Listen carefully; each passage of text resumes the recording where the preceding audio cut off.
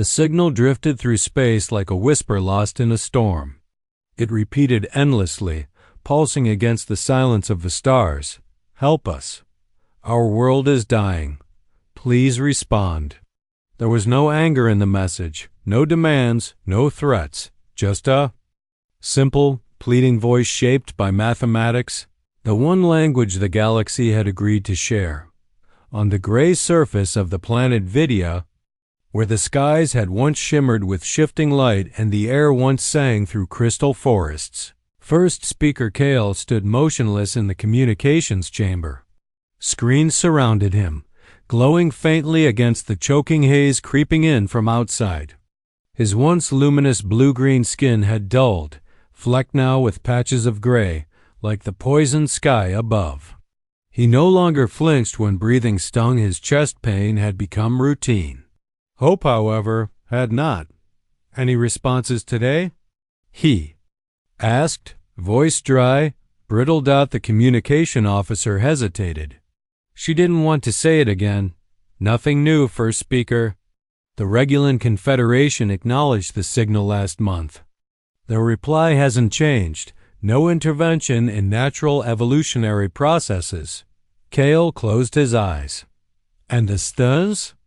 They requested a resource inventory in exchange for possible aid. She paused. After reviewing our data, they said the profit margin was too low. A silence heavier than the atmosphere fell over the room. Kale pressed both hands to the console as if grounding himself in the last thread of duty. Keep broadcasting, he said softly. Someone must care. Light years away, spinning quietly in orbit around a distant yellow star, the Earth's deep space listening array continued its tireless vigil. There, buried in the hiss of cosmic background noise, Dr. Anna Foster leaned forward. A pale blue graph flickered on her display, its steady rhythm betraying something artificial.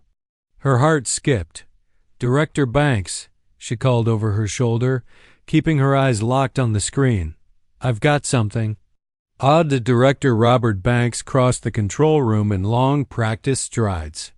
The buzz of human voices quieted behind him as he reached her station. What are we looking at? Repeating sequence, non-random, low signal-to-noise ratio, but stable. It's been transmitting for, she tapped her keyboard, eyes widening, almost 3 years. Sir, it's a distress signal. Banks straightened, voice tight. Can you decode it? Foster nodded slowly. Mathematics-based. Basic symbols, logical progression. They were trying to make sure anyone could understand. She hit a few keys. The message scrolled across the display, stark in its simplicity. Help us. Our world is dying. Please respond. Within hours, the message reached Geneva headquarters of the United Earth Alliance. President Lin, a former diplomat known for her steel nerves, sat at the head of a polished table surrounded by top advisors. We don't even know who they are, said Defense Secretary Williams, voice clipped. Could be a trap. It's been broadcasting nonstop for 3 years, Foster countered from the far end. That's a long con if so. They asked for help, said President Lin quietly, and no one answered. Director Banks added, intercepted. Chatter suggests other civilizations received the same call. They either ignored it or calculated it wasn't worth the trouble. The president looked at each face in turn, as if weighing something heavier than strategy. Well, she said, finally, that's not how we do things. We'll respond. 3 days later, the UES Mercy stood ready on the launch platform above Earth. Sleek and silver, the ship gleamed in the dawnlight, humming with quiet purpose. Captain James Reed walked its central corridor, boots echoing softly. He paused at the viewport and stared out at the pale arc of Earth below. This wasn't just a mission. It was a message to the galaxy and to themselves. In the launch bay, final systems checks buzzed in his ear. All departments report ready, Captain, said his first officer, Lisa Parker. Reed nodded slowly. "Send word to command. Mercy is green for departure. We begin our journey." The engines hummed, lights dimmed. And as the Mercy prepared to breach the unknown, Reed whispered under his breath, voice sharp with both wonder and disappointment, "What kind of people sends? A cry for help and gets ignored by the galaxy?" The stars over video were dimmed by a thick haze, and the once brilliant patterns of its constellations were now little more than smudges of light behind gray clouds. From the command spire in the capital city, First Speaker Cale stood beneath the transparent crystal canopy, staring skyward. He did not know what a human ship looked like. He had never imagined that he might live to see one. And yet, there it was. A single point of brilliant blue light appeared above the haze. Then another, and another. The sky split with a soundless ripple as the UES Mercy dropped from faster-than-light travel, decelerating in a flash of gold and white against the dim skies of the Vidian system. Its hull gleamed with purpose, adorned with the insignia of the United Earth Alliance, 2 olive branches encircling a glowing Earth. To the Vidians watching from the ground, it looked like a myth reborn dot in the command center, the air thick. With disbelief, Cale clutched the edge of his control station. "They came," he whispered. "They actually came." From orbit, Captain James Reed stood at the helm of the Mercy as it aligned to the incoming coordinates. His fingers were calm on the controls, but his mind raced. The atmosphere below was unstable, poisoned by gases the ship's sensors confirmed in real time. Sulfuric compounds, suspended metals, decaying ozone. It matched the Vidian data they'd received en route, but seeing it with his own eyes was something else entirely. "Life signs?" he asked. "Confirmed," said First Officer Parker. "Dense urban clusters, roughly 3 billion total, all showing high respiratory stress markers. Open a channel." The communication officer gave a nod. "Channel open, Captain." Reed stepped forward, the bridge silent around him. "This is Captain James Reed of the United Earth Alliance vessel Mercy. We received your distress call. We are here to help. We request permission to establish orbit and deploy humanitarian support teams." For several seconds, there was only static. Then the screen flickered to life, and a slender figure appeared, blue-green skin faded with patches of gray, breathing through a thin filtration mask. "This is Vidian Central Command," the figure said, voice trembling. I am First Speaker Cale. You are." "Real?" "We are," Reed said softly. "And we came because you asked for help. No other reason." Permission was granted, coordinates transmitted. The Mercy slid into a controlled descent, and within hours, a sleek shuttle detached from the ship's underbelly, gliding through the gray clouds toward Vidia's capital. The shuttle touched down in a crystalline plaza. The buildings surrounding them curved like frozen waves, once radiant structures now dulled by ash and corrosion. A group of Vidians stood waiting. They were thin, graceful, but their fragility was clear. Some leaned on each other for balance. Others were reinforced breathing masks. None of them looked like they had known peace for a very long time. Captain Reed stepped from the shuttle, his boots striking the stone with a confident echo. He wore a light environmental suit, not because the air was lethal to humans, but because the toxins could still harm. Behind him followed Dr. Tom Wells and Maria Diaz. Cale stepped forward, flanked by aides. He moved with the cautious reverence of someone who had seen miracles turn to dust too many times. "I am First Speaker Cale," he said. "On behalf of our people, welcome to Vidia. I wish you could have seen it before." Reed removed his helmet slowly, allowing his face to be seen. "We'll do what we can to help restore it. You have our word." Behind him, Diaz bowed slightly. Our medical and engineering teams are standing by. We're ready to deploy water purification systems, air filtration arrays, and medical triage units. Cale blinked, the color on his eyes shifting, a Vidian sign of disbelief. No negotiation? No demands?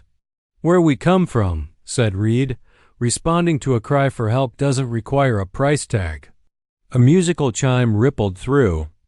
The group laughter, disbelieving, awkward, painful, from a group of people who had forgotten what kindness even looked like. Then a soft voice emerged from the Vidian side. It was Tila, the chief scientist. She stepped forward, scanning the humans with wide, intelligent eyes. We sent messages to 17 other civilizations, she said. 6 never responded. 11 replied only to ask what we could offer. When we said we had little left, they left. Dr. Wells frowned. But your entire biosphere is collapsing. How could they walk away? Cale raised a hand, voice tight.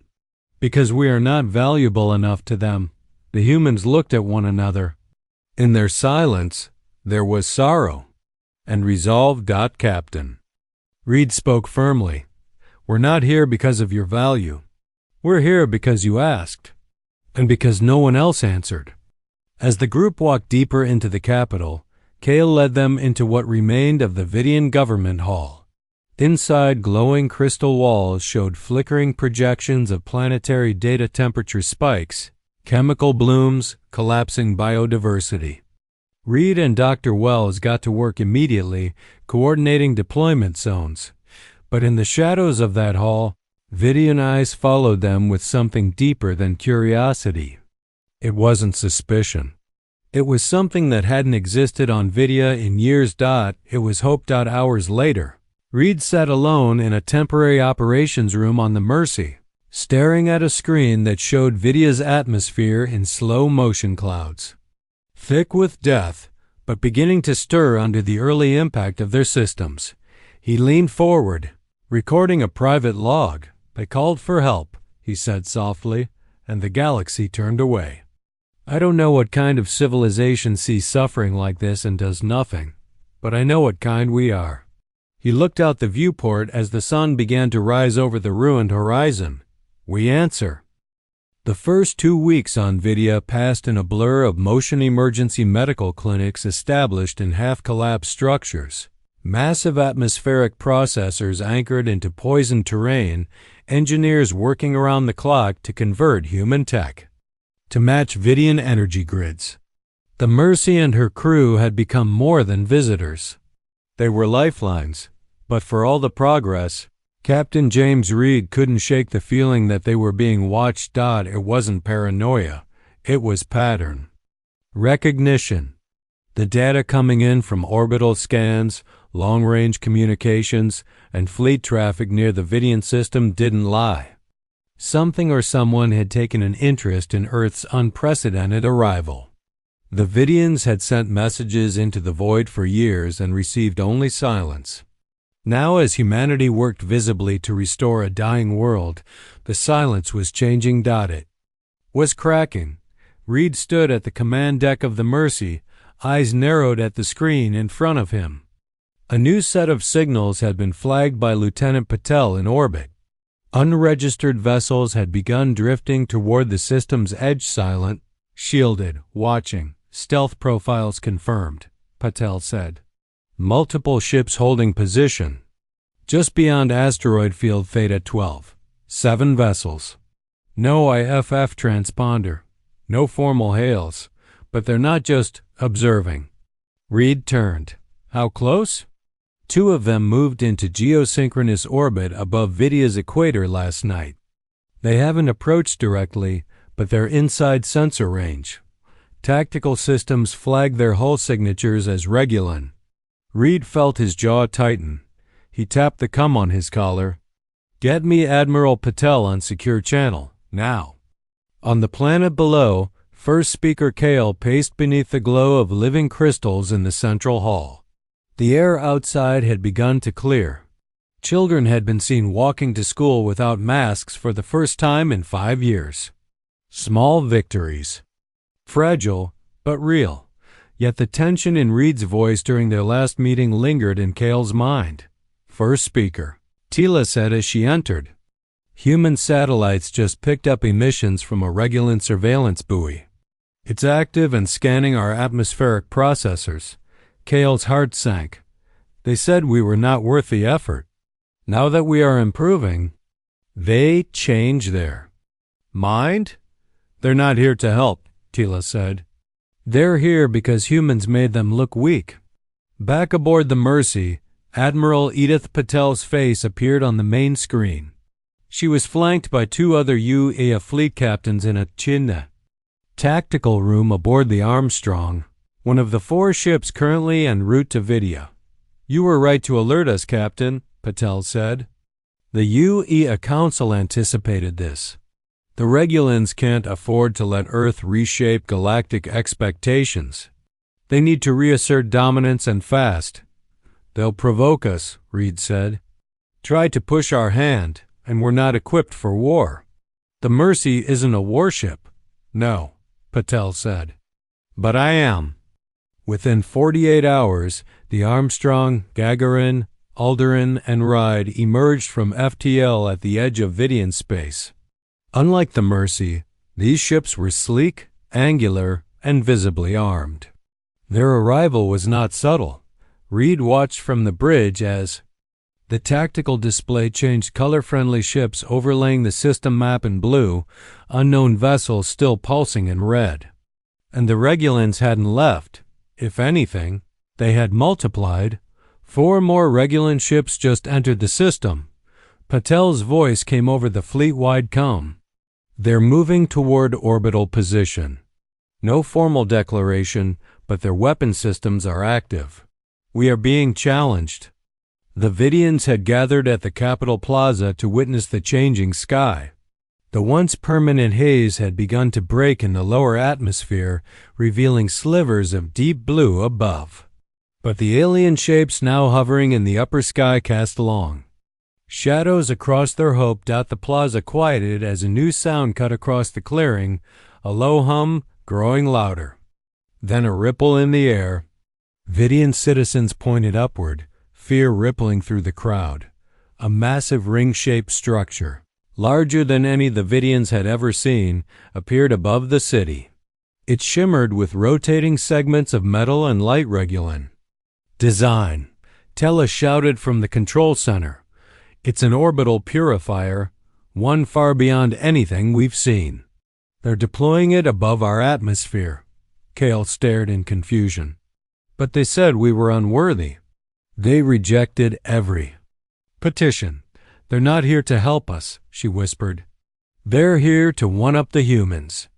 On the Mercy, Reed watched the data come in, massive airflow patterns shifting around the Regulan structure. Toxins being neutralized at accelerated rates. Dr. Wells looked at the readouts, then back at Reed. That thing could scrub their atmosphere in weeks. And yet, Reed said, they had the power to do this years ago. They just didn't bother. The comm pinged again. Reed nodded to accept. High Commander Vex appeared on-screen, scaled skin, golden uniform, vertical pupils scanning the bridge with disdain. I am High Commander Vex of the Regulan Confederation flagship, Dominant Order. You are operating in a zone under Regulan observation. Your interference in planetary matters is a violation of established galactic protocol. Reed kept his voice even. Captain James Reed of the United Earth Alliance. We were invited here by the Vidian government. They asked for help. We came. Help. Vex sneered. You believe help is interfering with evolution? With testing a species' fitness to survive? No, Reed said. I believe in compassion. In doing what's right. You had years to help and did nothing. Now that the galaxy is watching, you show up with toys and claim moral high ground? This is not a joint operation, Vex hissed. Withdraw your people and cease your primitive efforts. We will handle this properly. Reed glanced at Patel, then turned back to the screen. We're not going anywhere. Vex's eyes narrowed. You are inviting consequences you cannot comprehend. Reed leaned forward slightly. Then, let me make something very clear, Commander. We didn't come here to fight. But if you think threatening us will make us abandon a people asking for help, then you haven't been paying attention to what humans are. The screen cut to black dot in the silence that followed. Reed turned to his bridge crew. Maintain orbit. Continue deployment. And get me a full scan of that Regulan purifier. I want to know what they're really planning. Far below, the Vidians looked to the skies, one side scrubbed clean by a ring of alien technology, the other gradually clearing. From the human-built processors, 2 powers. 2 visions of aid, but only one of them had answered when no one else did, and the galaxy was watching. The skies above Vidia were no longer silent. Twin purifiers, one Earth-built, the other Regulan, hummed with power. The air was changing. You could see it, breathe it, feel it. In some places, clouds thinned into mist. In others, sunshine broke through and touched the Vidian surface for the first time in years. But beneath this fragile progress, a far greater storm was forming. In the orbiting command deck of the Armstrong, Admiral Edith Patel stared at the data flowing across her console. She didn't need Dr. Wells' projections to understand what was happening. This wasn't a race to save a planet anymore. This was a political battlefield, and the Vidians were standing in the crossfire. In the Vidian capital, Cale met with Captain Reed and Admiral Patel in the central crystal hall. Light filtered through the semi-clear dome overhead, refracted into faint rainbows. It would have been beautiful if not for the tension simmering beneath every word. They've accelerated the purifier's output, said Dr. Wells, swiping through atmospheric readings on a shared display. Too fast. It's destabilizing the pressure gradients. We're seeing electrical surges across several regions. Cale's eyes widened. They're overcorrecting? They're trying to fix your planet before we can, Patel said coldly. This isn't about helping you. It's about humiliating us. But they are helping, Cale said softly, uncertain. Aren't they? They're helping. Because you became a trophy, Reed said. A symbol. They ignored you for years, but the moment we made a difference, they had to assert dominance. Your survival is now a measuring contest between empires. Cale looked down, the skin on his hands flickering with distressed coloration. So we're just leverage in a game we never agreed to play. No, said Reed firmly, not to us. A sharp chime interrupted their conversation. Communications. Officer Patel's voice came through Reed's earpiece. Captain, we're picking up new jump signatures at the system's edge. Multiple ships, not Regulan, not ours, Reed straightened. How many? 23 vessels. Mixed configurations. We're identifying hull designs from the Zethian Empire, the Mox Collective, the Avari Syndicate, and others. Cale's breath caught. They're coming here? Looks that way, Reed said, and none of them responded to your original distress calls. Patel's voice added, they're broadcasting a formal request for emergency session under the Galactic Council Regional Authority. Cale swayed slightly. The Council, here. Reed clenched his jaw. They're not here to help. They're here to shut us down. The Grand Assembly Hall of Vidia was a marvel of living architecture. Its walls pulsed faintly with bioluminescent light, and its ceiling, composed of lattice-grown crystal, shimmered with colors reflecting the emotions of the speakers below. That day it glowed a deep, stormy violet. 7 great alcoves encircled the chamber.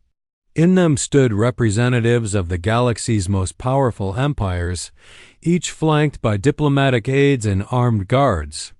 The Regulans, of course, had claimed the central podium. High Commander Vex coiled in arrogance, his scaled face split by a smug sneer. The humans sat beside the Vidians, an unusual position of honor. Reed, Patel, and Diaz sat shoulder to shoulder with Cale and Tila. It was symbolic. And the symbolism was not lost on the others. A tall, golden-skinned being from the Mox Collective stepped forward, his voice echoing across the chamber. This emergency session of the Galactic Council Regional Delegation is now convened. Let the record show that we gather to discuss an unprecedented violation of the Non-Interference Accord. Vex rose immediately. This humanitarian mission is a ruse. The humans are manipulating a developing species for influence. It is imperialism wrapped in false morality.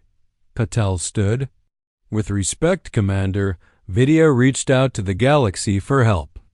No one answered. We did. Not to control. To save lives. And now you parade your virtue like a banner. Vex spat. You undermine centuries of carefully maintained balance. If every species answered every cry for help, chaos would follow. Weak species would become dependent. Natural order must prevail. Reed rose to his feet, calm but firm. Your natural order let children die in toxic air. Murmurs rippled through the chamber. Kale stood next, his voice quiet but powerful. My people begged for mercy. We offered trade, knowledge, labor, anything. You deemed us worthless. These humans asked for nothing and gave everything. So I ask you, what exactly are you protecting, order or your power? An insectoid delegate from the Zthian Empire buzzed impatiently. Helping every struggling world is unsustainable. It is not our mandate to nurture every failure. And letting them die is? Maria Diaz asked, her voice cutting through. Like ice, your policy is not logic. It's laziness dressed as law. The golden-skinned facilitator raised his hands. Silence. We acknowledge that Earth is not a signatory of the Council Accord. Nevertheless, your intervention threatens interstellar stability. The combined forces in orbit outmatch your fleet 20-1. If necessary, you will be removed. Silence fell like a blade. Reed's cum buzzed. He turned slightly. Say. Again? Patel's aide whispered in her ear. A slow smile spread across the Admiral's face. She stood again. Before you issue threats, you may want to check your long-range sensors. Vex's eyes narrowed. What are you? Do it. Patel said. On cue, the crystal walls shimmered. Dozens of new ship signatures appeared, 50, 60 more. The chamber erupted in shocked exclamations. Vessels from 18 different systems, Diaz said. Worlds who sent distress calls that you ignored. When they saw what we did here, they reached out, and we answered. Together. A new image filled the chamber, a patchwork fleet in orbit. Civilian transports, science vessels, even old cargo haulers converted for emergency relief. The emblem on each ship was the same, a pair of hands, cupped together in a circle of stars. Kale stepped forward, voice clear. We call it the Mutual Aid Alliance. We are no longer alone. And neither is anyone else, Commander Vex hissed, furious. This is rebellion. Reed looked him straight in the eye. No, this is evolution. As the chamber burst into chaos, the old powers suddenly seemed very small, and the voices they tried to silence began to rise. The sky over Vidya had started to clear. So had the galaxy. The galaxy did not shift quietly. In the days following the historic confrontation within Vidya's Grand Assembly Hall, the tremors of that moment echoed through the stars. Subspace channels erupted with debate, scandal, and disbelief. News feeds across thousands of worlds reported the impossible. A pre-council civilization, Earth had not only defied the Galactic Council's sacred non-interference protocol, but had rallied others to join in. But power does not yield gracefully. And those who built their empires on indifference were not ready to accept the consequences of human compassion. In the upper orbit of Vidya, the fleets of the old order lingered like vultures unwilling to leave a feast. Regulan warships floated, Beside the Council's black-armored diplomatic cruisers, their presence more intimidation than governance. And across from them, the patchwork fleet of the Mutual Aid Alliance grew by the day, dozens of ships from forgotten worlds, humble in design but powerful in purpose. Inside the UES Armstrong, Admiral Edith Patel stood before a wall-sized tactical display. Dozens of blinking markers filled the screen, each representing a vessel. Her second-in-command, Commander Vass, pointed to a new cluster. 4 Stein patrol ships just dropped out of FTL in Sector 9, he said. They're not broadcasting weapons locks, but they're clearly flanking. They're bracketing. U.S., Patel said, voice unreadable. Preparing positions in case they choose force. Vass swallowed. Orders, Admiral? Hold, she said. No escalation. Not yet. On the surface of Vidya, the changes were becoming undeniable. The skies had shifted from gray to deep violet blue in many regions. The air had become breathable for short intervals without masks. For the first time in years, the bioluminescent flora in the outskirts of the capital had begun to glow again. But First Speaker Kale felt no peace. Not while his planet had become the fulcrum upon which galactic balance teetered. He stood on the upper balcony of the Crystal Spire, looking down at the city. Children played in open parks, laughing with wild abandon, an image that had become myth to his people. But above them, high in the sky, shadowed outlines of warships loomed. He turned as Captain Reed stepped beside him. The Alliance grows. Daily, Kale said quietly. So why does it feel like the storm hasn't passed? Because it hasn't, Reed replied. The old powers haven't accepted this yet. They're hoping we flinch. Kale looked at him, eyes tired but resolute. And if we don't? Reed glanced upward. Then they'll make a choice. Cooperation or confrontation. That choice came faster than expected. 2 days later, without warning, Estian cruiser powered its primary weapon system and locked it on a mutual aid vessel, a medical freighter carrying vaccine stockpiles for Niara, a plague-stricken world. Inside the Mercy's command center, alarm shrieked. Tactical lock from Stien vessel Iron Judgment, reported Chief Alvarez. No discharge yet. They're waiting. Reed stepped forward.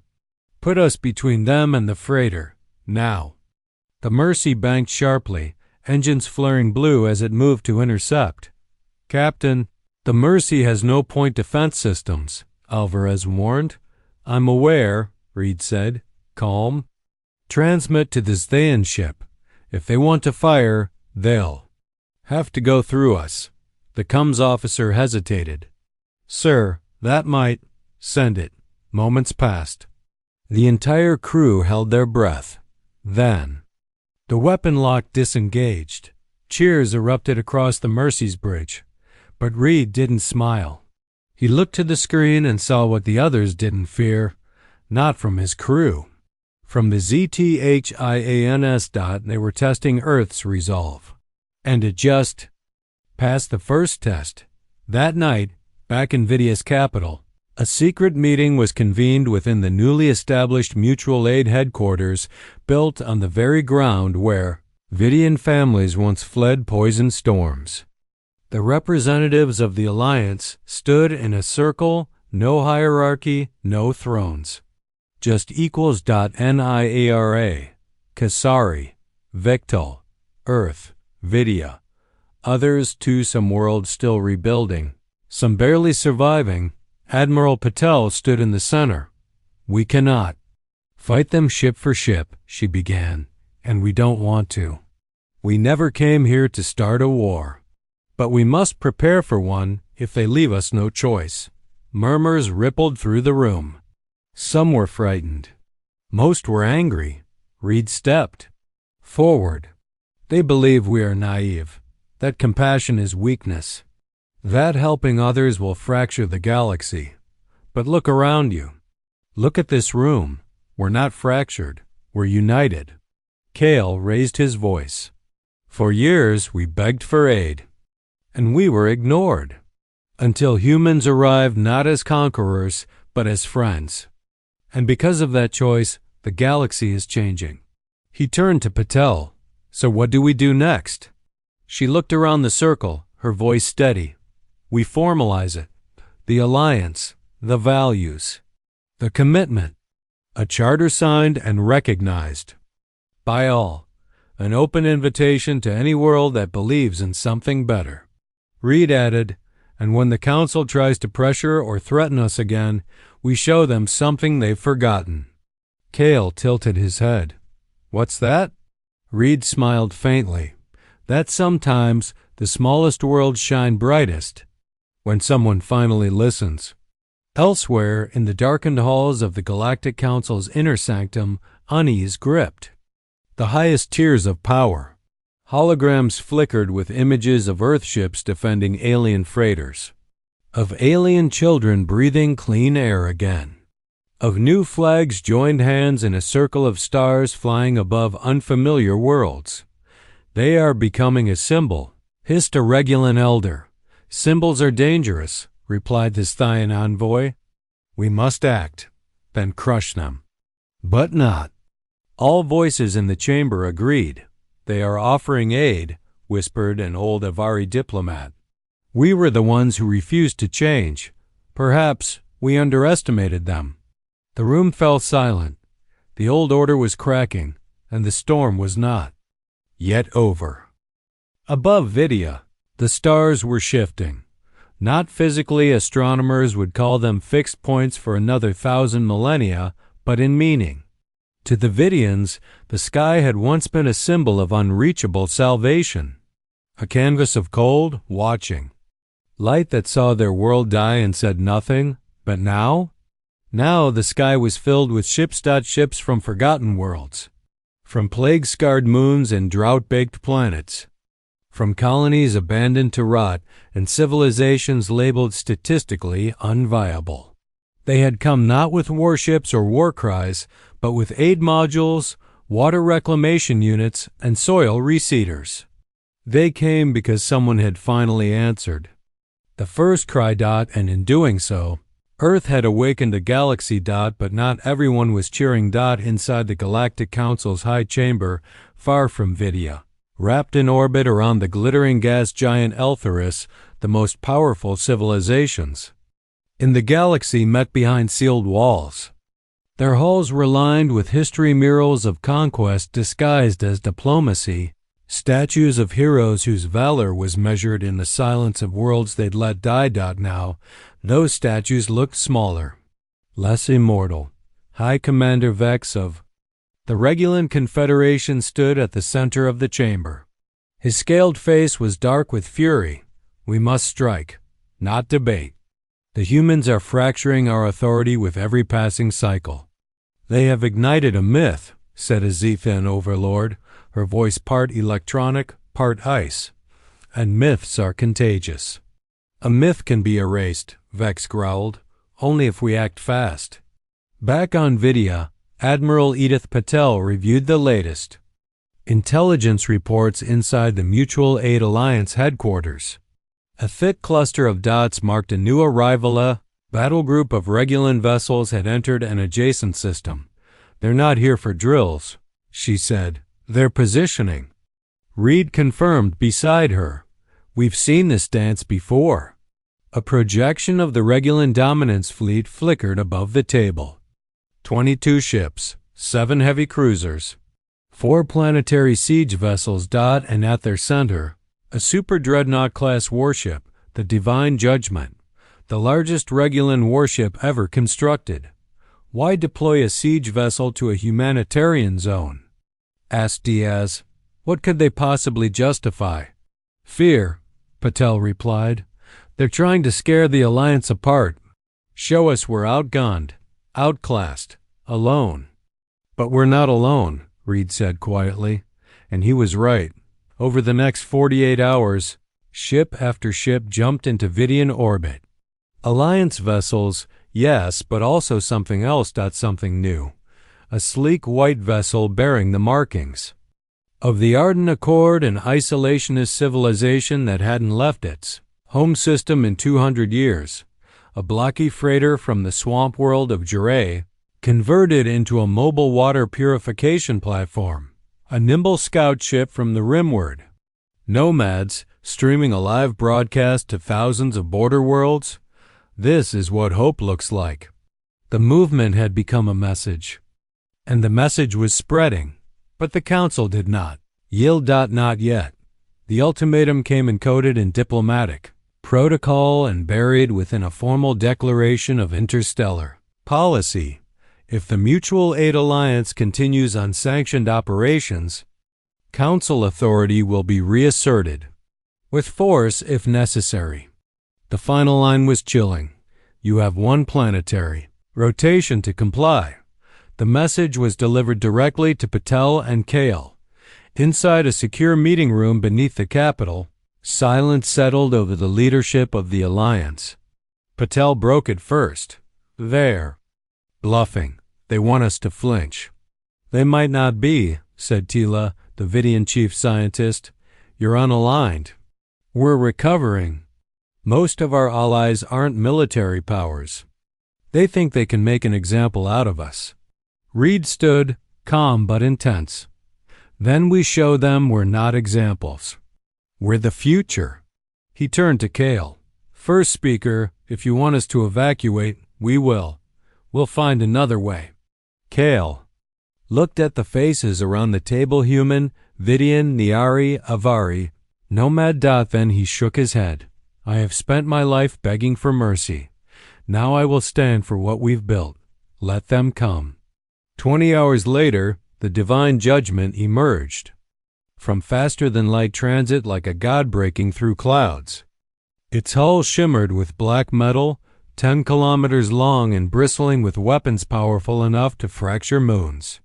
The rest of the Regulan fleet fanned out behind it, forming a blockade around VIDIA. Council media ships followed behind, broadcasting the display to 100 star systems. They expected a surrender. What they got instead was an answer. The Mutual Aid Alliance had not brought warships, but they had brought willpower. The Alliance fleet moved not to attack, but to stand in front of the Vidian atmosphere processors, shielding them with their own hulls. Earth's Mercy. Armstrong and Ride held the forward line. Beside them floated repurposed Niari medical ships, Avari science vessels, and even a barely functioning Jure freighter. They didn't look like a fleet. They looked like defiance. Vex's voice echoed through an open channel. Withdraw. Now? Admiral Patel responded without hesitation. We will not abandon the people we came to help.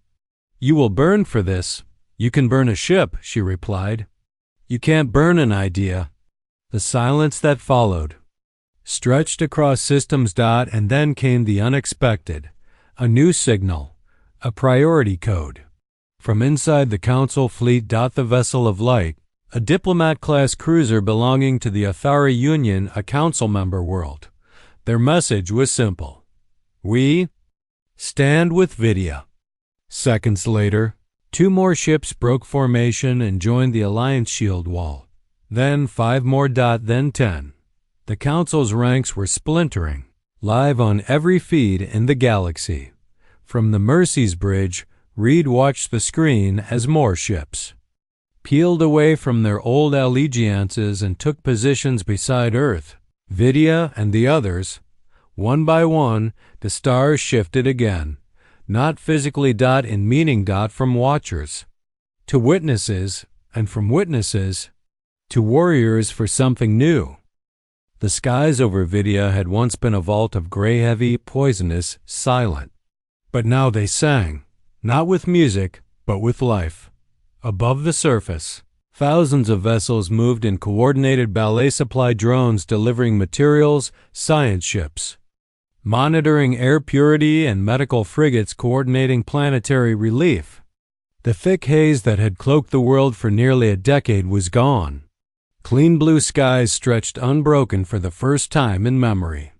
Birds that had not sung in years now circled above the crystal towers of the Capitol. Children laughed beneath open sunlight.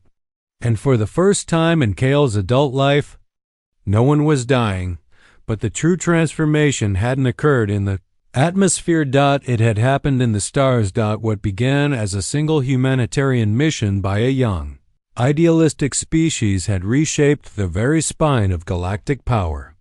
The Mutual Aid Alliance, once dismissed as a ragtag coalition of weak worlds, now stood as a symbol of something unstoppable. A new era built not on dominance or profit, but on compassion and unity. And the old order? It had fractured. The day after the Regulan dreadnought Divine Judgment had blinked out of Vidya's orbit, humiliated, surrounded by former allies turned defectors, the Galactic Council held an emergency closed-door session. Rumors spread. Fast, infighting, blame, fear. Entire blocks were collapsing as member worlds began questioning centuries of silent doctrine. A message had been broadcast across the Council's internet that would never be officially archived, but would be remembered for generations. A single sentence from Admiral Edith Patel's live response: "If strength means letting others die, then maybe your strength is weakness by another name." It was the sentence that ended an era. 6 months later, on a small moon orbiting Vidya, the newly completed Mutual Aid Assembly Hall stood tall. Unlike the Galactic Council's towering black spires or sterile gray cubes, the hall was built from materials shared by its member worlds. Vidian crystal fused with earth steel. Niari fungal bioglass arched across its dome. Even the nomads contributed floating light clusters that shimmered like stars caught in motion. Inside the assembly, leaders from 63 member civilizations gathered not as superiors or subordinates, but as equals.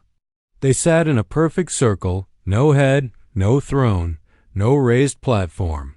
Just voices. Aligned. Admiral Patel stood at the center as the final piece of the alliance. Charter was read aloud. In this alliance, no world stands alone. No plea for help shall go unanswered, and no civilization shall be deemed unworthy of survival. Silence followed. Then the vote. Unanimous. Earth, Vidya, and the dozens of others were now bound not by treaties of fear, but by shared conviction. After the vote, as representatives mingled and celebrated, Captain James Reed stepped out onto the outer terrace. The view took his breath away. Below, Vidya's surface shimmered with restored forests and lakes. The sky, once a curtain of death, was painted gold by sunset. First Speaker Cale joined him, his skin now a healthy, radiant blue-green. In the distance, young Vidian students were lifting a new flag outside their school, two open hands cupping a cluster of stars. "It's strange," Cale said quietly. "For so long, we saw the stars as cold and empty. Now, they feel warm." Reed smiled. "It's not the stars that changed. It's who answered them." They stood in silence, watching the light. Then, a gentle chime echoed from the Assembly's upper observatory, a signal from Earth's deep space listening array. A new message. Reed stepped inside and joined Dr. Anna Foster at the console. She looked up wide-eyed. "It's another signal," she said. "Not automated, not trade, a plea." Reed looked to Cale, then back to Foster. "Where from?" She hesitated. "We're not sure. It's coming from beyond mapped council space. A fringe system. Pre-FTL civilization. They're calling for help." Reed straightened. "Do they know who we are?" "No," she said. "They don't even know we exist. The signal is a gamble." Cattell walked into the room, already knowing the answer. "What do we tell them?" Reed didn't hesitate. "Tell them yes." Elsewhere, deep within the Regulan homeworld, Vex stood in a darkened hall staring at a report glowing on his datapad. Another council member had withdrawn from the block. 2 more had applied to join the Mutual Aid Alliance, and his own people once feared now isolated, had begun asking dangerous questions. 1-8 entered, silent and careful. "Shall I prepare a statement condemning the new vote, Commander?" Vex's eyes narrowed. "No," he said at last. "Prepare a delegation." The aide blinked. Diplomatic delegation?" Vex turned to the starfield beyond his chamber. "If we do not adapt, we will be left behind. It seems the galaxy has found a new kind of power, one we were never taught to understand." His voice dropped to a whisper. "Mercy. Back on Vidya." The ceremony had ended, but the work was only beginning. Engineers prepared new terraforming modules for distant worlds. Doctors reviewed medical logs from famine-struck systems. And in the central terminal, a technician uploaded Earth's new diplomatic protocols to every Alliance vessel. "You are not alone. Help is coming." The signal would broadcast on all emergency frequencies, not just in Council space, but beyond. Into the dark, into the forgotten dot, because somewhere on some distant world another voice was crying out, "Help us! Our world is dying. Please respond." And now, for the first time in the galaxy's long, lonely history, someone would.